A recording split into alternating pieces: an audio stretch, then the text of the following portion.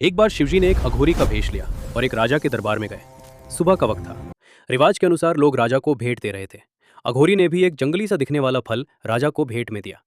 राजा ने वो फल देखा, मुस्कुराया भी कि इस जंगली फल को देने के लिए इतनी दूर आने की क्या जरूरत थी। लेकिन साधु और दे भी क्या सकता है। उसने फल स्वीकार किया। राजा जो भी भेंट आती थी उसे पास में बैठे मंत्री को देता रहता था और उसे अपने मंत्री को दे दिया। ये क्रम 10 वर्षों तक चला।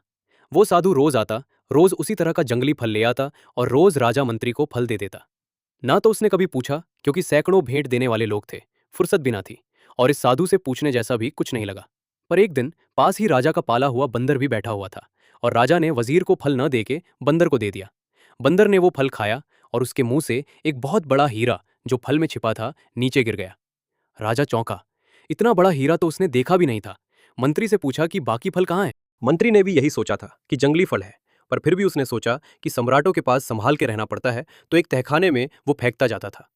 राजा के कहने पर जब तहखाना खोलकर देखा गया तो राजा चकित हो गया। उन फलों में सबसे एक एक हीरा निकल रहा था। राजा ने हैरान होकर साधु से पूछा कि ये क्या है। तो शिवजी अपने असली रूप में आ गए।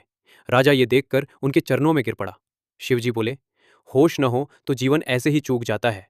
जिंदगी रोज हमारे लिए बहुमूल्य हीरे लेकर आती है और हम उन्हें जंगली समझकर फेंकते जाते हैं। लेकिन अफसोस, शिवजी की इतनी महत्वपूर्ण बात पर भी किसी ने लाइक और सब्सक्राइब नहीं किया।